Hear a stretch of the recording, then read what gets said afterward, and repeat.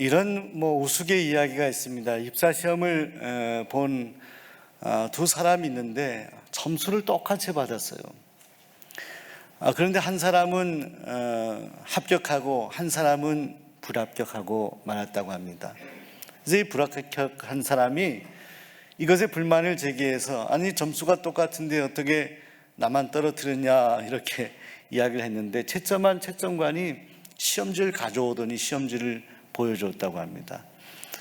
합격한 사람이 시험지를 보았는데 이 두 사람이 똑같은 문제에 대해서 다른 답을 조금 상이한 답을 썼어요. 한 사람은 그 문제가 어려웠던 것 같습니다. 거기에 이렇게 썼다고 합니다. 잘 모르겠다 이렇게 썼다고 합니다. 서술형이었나 봐요. 근데 떨어진 사람이 시험지를 봤는데 그 문제에 대해서 이렇게 쓰여져 있었어요. 나도 모르겠다. 여러분, 잘 모르는 사람 거를 옆에 있는 사람이 그걸 보고 쓴 거겠죠? 나도 모르겠다 이렇게 썼다. 여러분, 우리가 학창시절에 컨닝하고 이렇게 보는 일들에 대해서는 여러분들이 그런 경험을 해보신 적이 있습니까? 근데 우리가 인생을 살아가면서도 누군가 다른 사람의 인생을 좀 복사해서 컨닝해서 살고 싶은 그런 유혹을 받을 때가 있습니다. 그런데 성경은 우리에게 말씀하기를, 로마서 12장에 바울은 우리에게 말씀합니다. 너희는 이 세대를 본받지 말라 말씀합니다. 오직 하나님의 뜻이 무엇인지 분별하라. 여러분, 우리가 본받아서 살아갈 수 있는 유일한 우리의 목표는, 우리의 시선은 오직 예수님이어야 됩니다.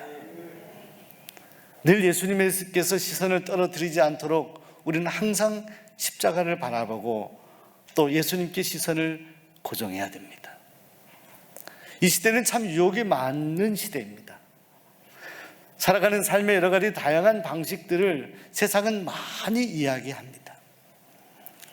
또 예수님뿐만이 아니라 성경에서 우리에게 좋은 믿음의 삶을 살았던 사람의 삶을 우리가 좀 볼 필요가 있습니다.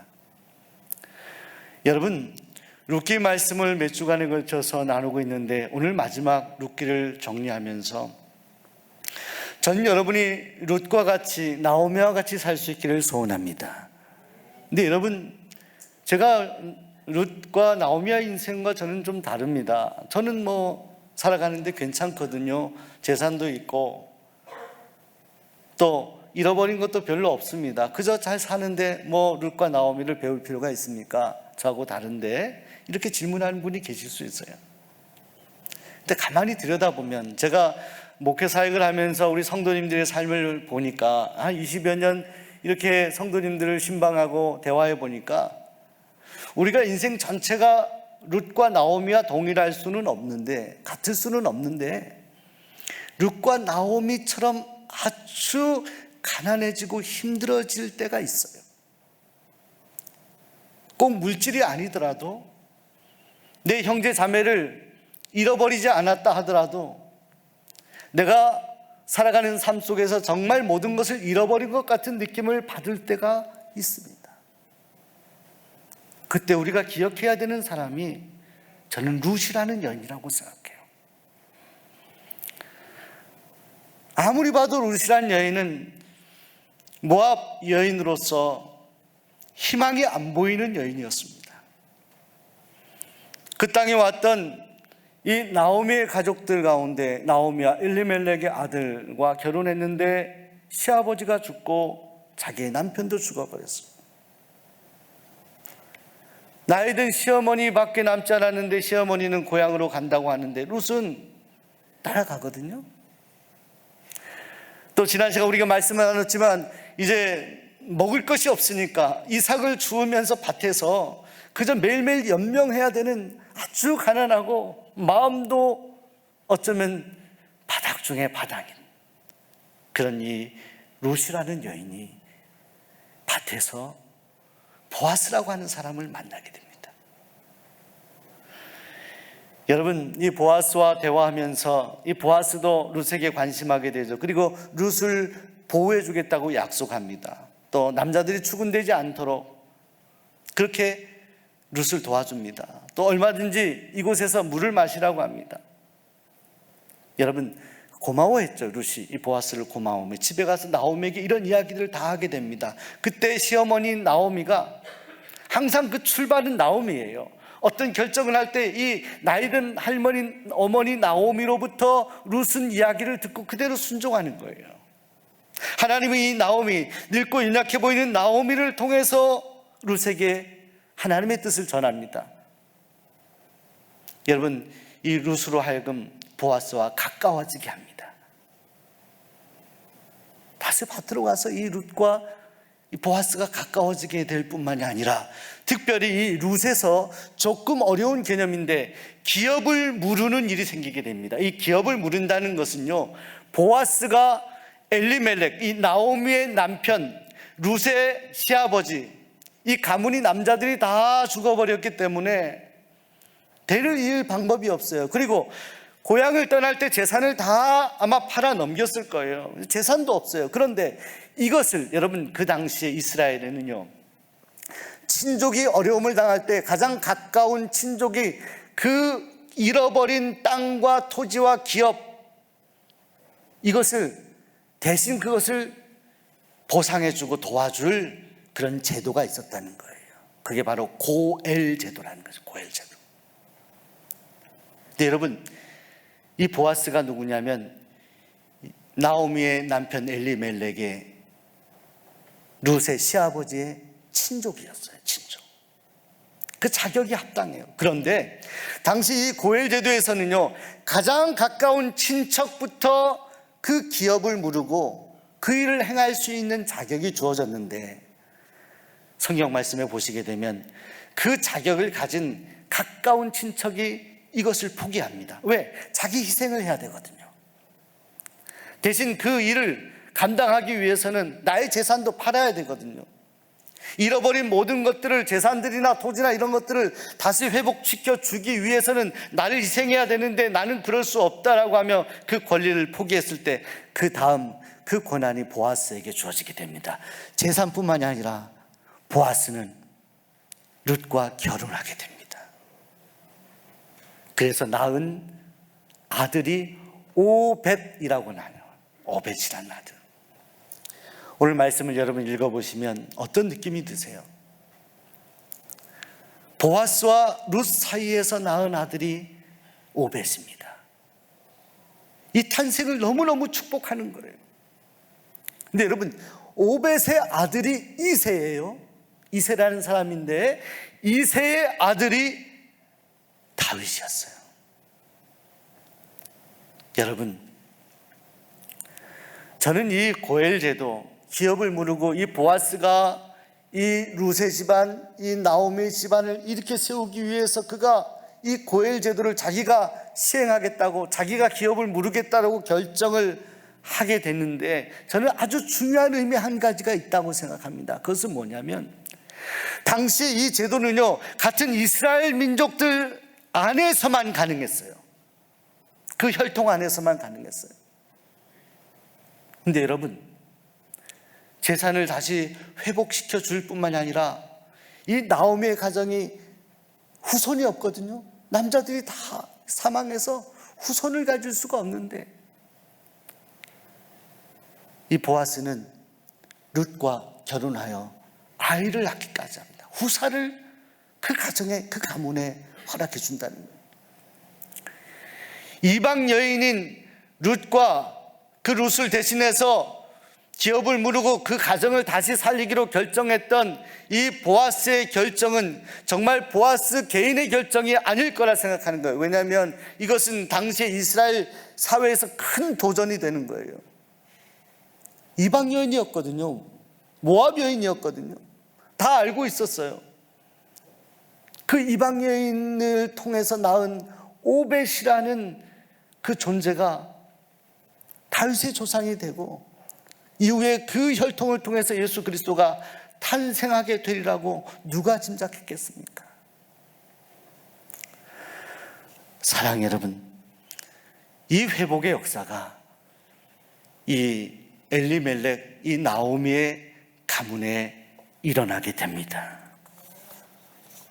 절망의 여인, 비참한 여인이었던 룻이 하나님의 은혜로 다시 소망을 갖는 여인들입니다. 오늘 성경 말씀 보면 룻을 통해서 낳은 오벳을요, 나오미가 그 할머니가 안고 그 아이를 직접 양육했다라고 말씀이 전하고 있습니다.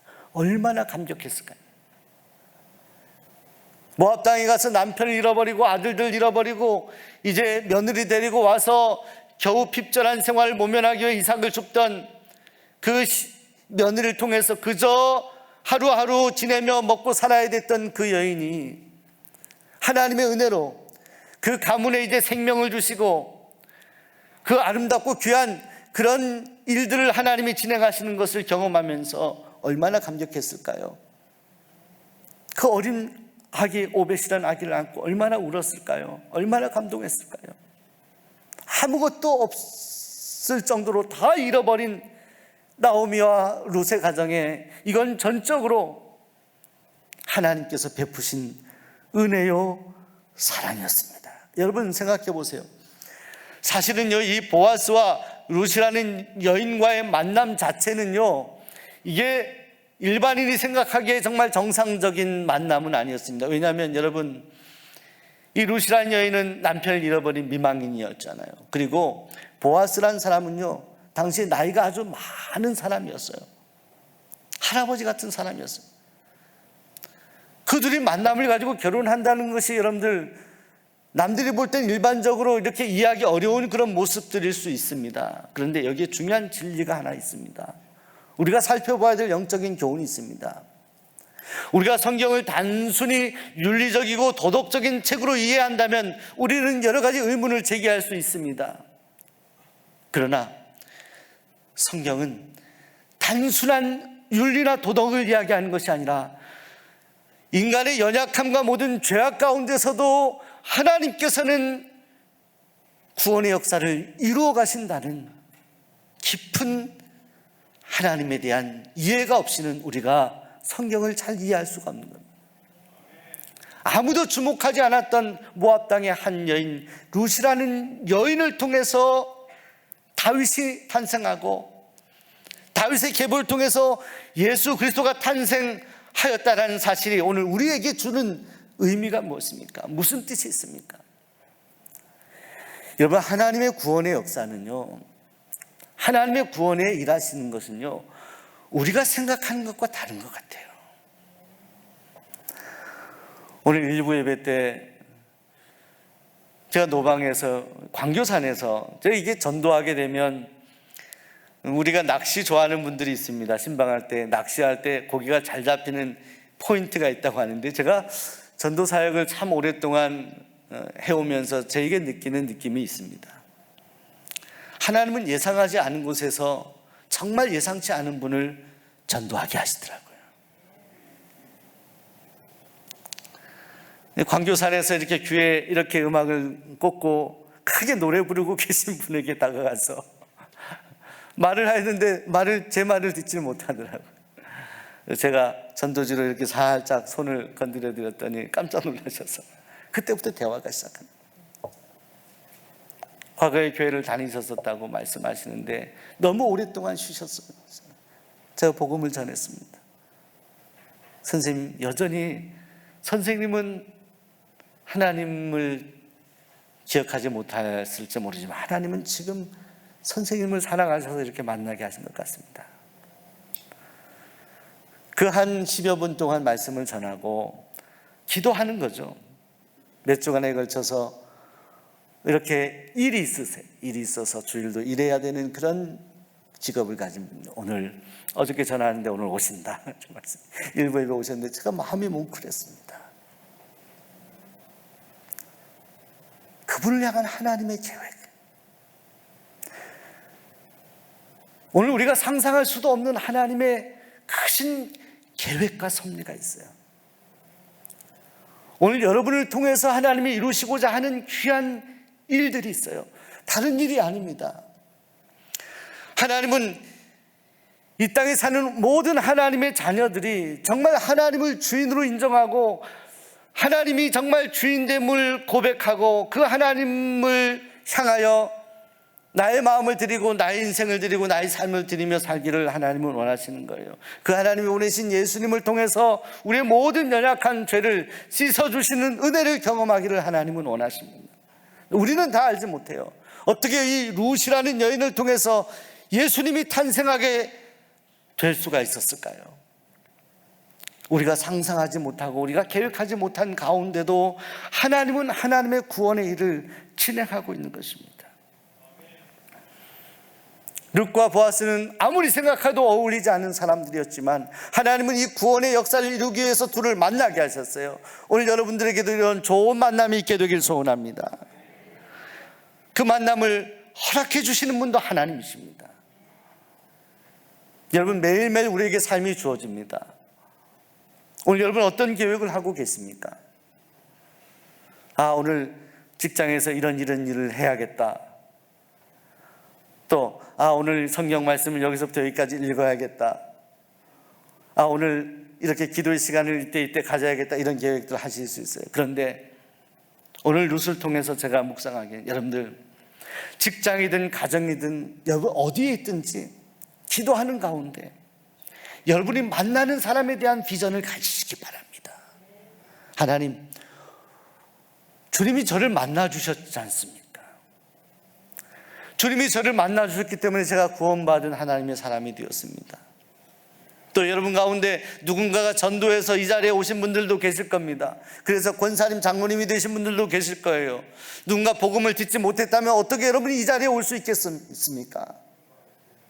하나님, 오늘 저희가 만나는 사람 누군가 그분에게 정말 주님의 사랑을 전하기 원합니다.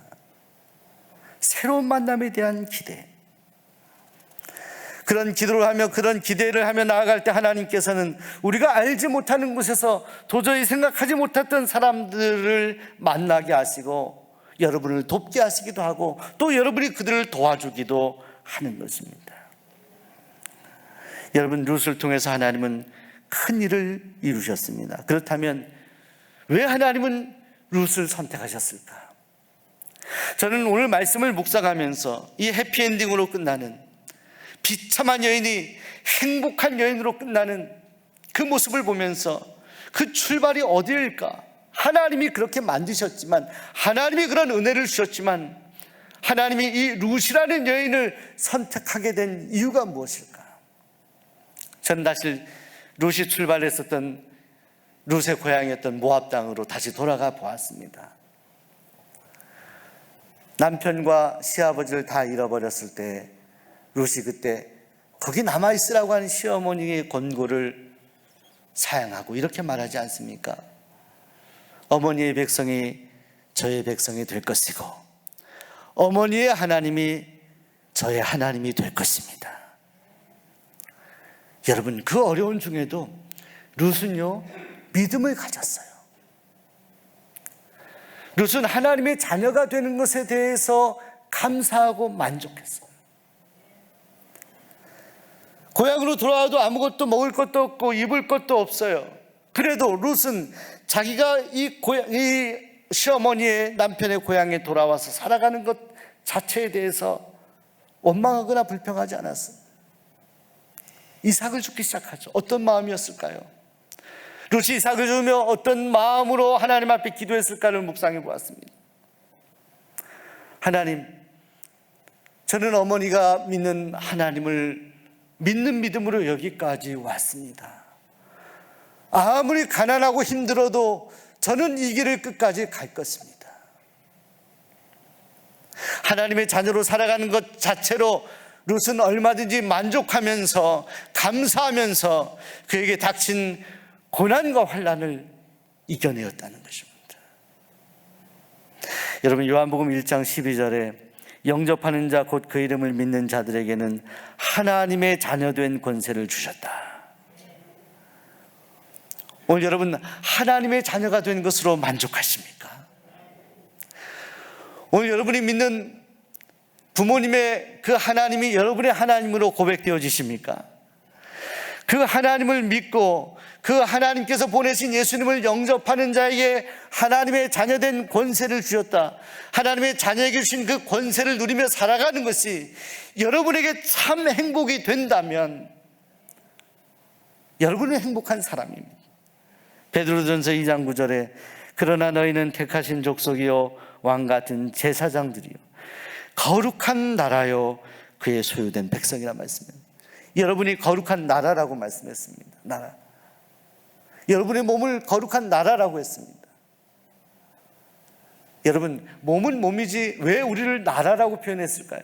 지난 금요 성령 집회 때 우리가 그 말씀을 나눴습니다. 사도 바울이 감동받아 주신 말씀, 로마서의 말씀입니다. 거룩한 나라, 하나님의 그 거룩한 나라, 그 나라가 우리 심령 속에 임할 때 우리 마음에 희락과 기쁨과 의와 감사가 넘치게 된다라는 말씀을 나누었습니다. 여러분 안에 하나님의 의가 가득 넘치시길 소원합니다. 기쁨이 가득 넘치시길 소원합니다. 희락이 가득하시길 소원합니다. 평안이 가득하시길 소원합니다. 하나님의 나라가 우리에게 임할 때 우리는 하나님의 자녀로서 만족한 삶을 삽니다. 사랑하는 여러분, 절망의 여인이었던 룻이 소망의 여인이 되었던 것은 정말 힘들고 어려운 삶 속에서도 그 여인이 하나님을 선택해서 살아가는 삶에 대한 간증과 고백된 것 때문이었습니다. 나는 하나님 때문에 살아간다. 나를 사랑하신 그 하나님의 사랑 때문에 나는 살아간다. 나는 하나님의 자녀로 살아가는 것으로 충분하다. 나는 하나님의 자녀로 선택받은 것에 대해서 감사하다. 이 가문에 와서 모든 것을 다 잃어버렸지만 이제는 재산도 아무것도 없어서 내가 일을 해서 시어머니를 봉양해야 되는 처지이지만 그러나 모든 것을 잃어버렸어도 나에게 하나님이 주신 은혜와 선물, 나를 하나님의 자녀로 삼아주신 것, 이것으로 나는 만족합니다. 이 고백하며 살았던 그 룻의 믿음이 그 여인의 삶을 역전시킨 거예요. 하나님의 큰 은혜와 축복은 바로 그 여인의 믿음에서부터 시작되었다는 것입니다. 여러분, 스페인 출신의 유명한 화가 중에 피카소가 있습니다. 근데 이 피카소가 만든 작품들이 많이 있는데 그 작품들 가운데 1943년도에 만든 황소머리라고 하는 그런 작품이 있다고 합니다. 조형물인데요. 여러분, 저 작품을 보니까 황소머리 같아 보이나요? 저는 볼 때 정말 비슷하다 이런 생각했습니다. 그런데 저 황소머리라고 하는 작품을 만들게 된 그런 경위가 있습니다. 1943년에 길을 가던 피카소가 길 옆에 이렇게 버려진 자전거 한 대를 보게 됩니다. 그 사람들이 이 자전거를 보고 아무도 그것을 가져가려고도 생각하지 않아요. 너무 낡은 자전거예요. 버려도 이제 지금으로 말하면 버리는 값만 드는 그런 자전거인데 그 자전거의 안장과 핸들을 보고 피카소가 무언가를 가만히 생각하며 착안을 해냅니다. 이 핸들을 안장에다가 거꾸로 달았어요.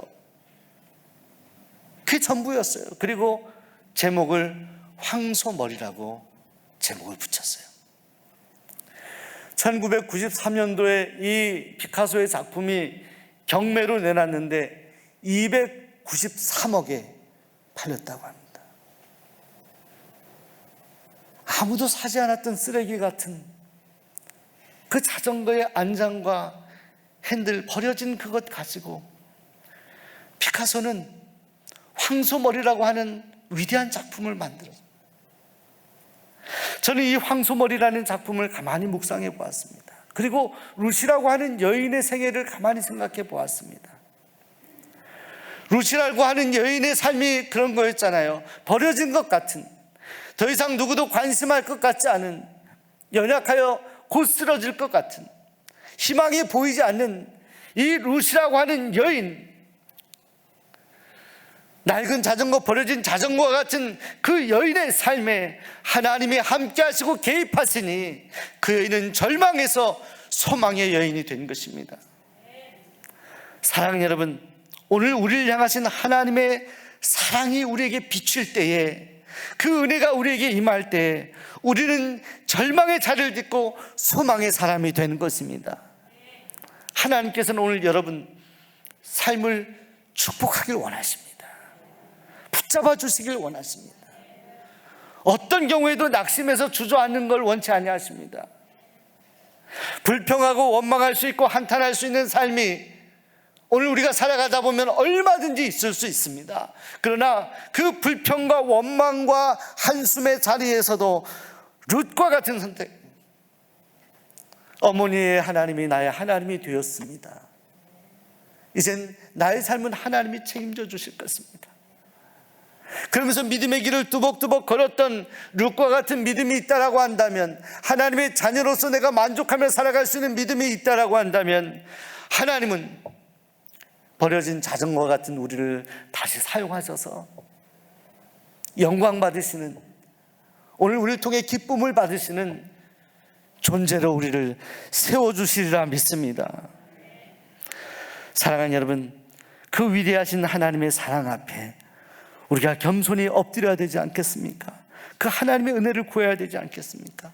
때로는 우리도 버려진 자전거와 같은 느낌을 가질 때가 있습니다. 내 자신의 죄악과 연약함을 보면 정말 절망해서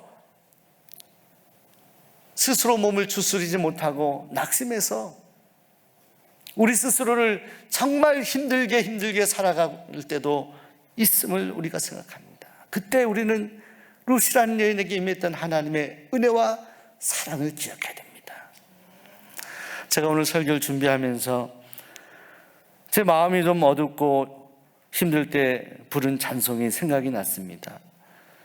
주의 사랑 비칠 때, 찬송가 293장 가사가 이렇습니다. 주의 사랑 비출 때 기쁨 오네, 걱정 근심 물러가고 기쁨 오네, 기도하게 하시며 희미한 건 물리쳐 주의 사랑 비출 때 기쁨 오네, 그 큰 사랑 내 마음속에 충만하게 비출 때에 찬송하네, 그 큰 사랑 내 마음속에 화평함과 기쁨 주네, 그 큰 사랑. 오늘 여러분 우리가 함께 이 찬송을 1절을 함께 할 때 그 하나님의 크신 사랑이 여러분의 마음 가운데 비춰주길 소원합니다. 주의 사랑 비칠 때 함께 우리 찬양해 볼까요?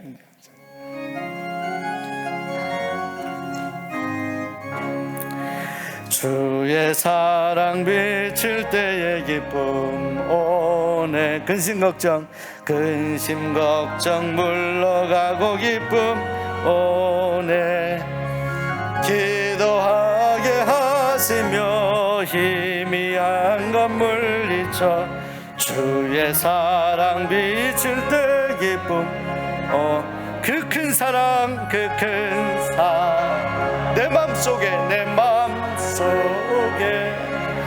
충만하게 비칠 때에 찬송하네, 그 큰 사랑 내 맘속에 화평함과 기쁨 주네. 그 박수 치면서 우리 함께 찬양했어요. 주의 사랑 기쁨 오네, 근심 걱정 물러가고 기쁨 오네, 기도하게 하시며 희미한 물리쳐 주의 사랑 비칠 때 그 큰 사랑, 하나님의 사랑이 여러분을 덮어주시겠습니다. 속에 충만하게 비칠 때 찬송하네, 그 큰 사랑 내 마음속에 화평함과 기쁨 주네, 그 큰 사랑, 그 큰 사랑 내 마음속에 충만하게 비칠 때에 찬송하네, 그 큰 사랑 내 마음 평안함과 기쁨 눈에 그 큰 사랑. 여러분, 그 큰 사랑을 믿으십니까? 그 하나님의 크신 사랑을 믿으십니까? 그 사랑이 우리에게 비춰져야 된다는 것입니다. 그 사랑이 비춰질 때 우리는 찬송하게 되는 거예요. 소망을 갖게 되는 거예요. 후렴구 우리가 그 큰 사랑할 때 우리가 하나님 앞에 두 손 들고 고백하면 좋겠어요. 하나님, 제 마음이 낙심되고 힘든 일들이 있습니다. 그러나 오늘 룻을 생각하면서 힘을 내려고 합니다. 하나님, 두 손 들고 찬양할 때 제 심령 가운데 그 하나님의 큰 사랑이 느껴지게 하여 주옵소서. 우리 성도님들 두 손 들고 우리 함께 찬양해. 그 큰 사랑, 그 큰 사랑, 내 마음, 여러분의 마음 속에 하나님의 사랑이 임하겠습니다. 충만하게 비칠 때에 찬송할 그 큰 사랑, 하나님의 사랑, 그 큰 사랑 내 마음 속에 평함과 기쁨 주네. 다시 한번 고백해. 그 큰 사랑 내 마음속에, 그 큰 사랑 내 마음속에 충만하게 비칠 때 찬송하네. 그 큰 사랑 내 마음속에 화평함과 기쁨 주네. 그 큰 사랑. 아멘. 기도하겠습니다. 그 큰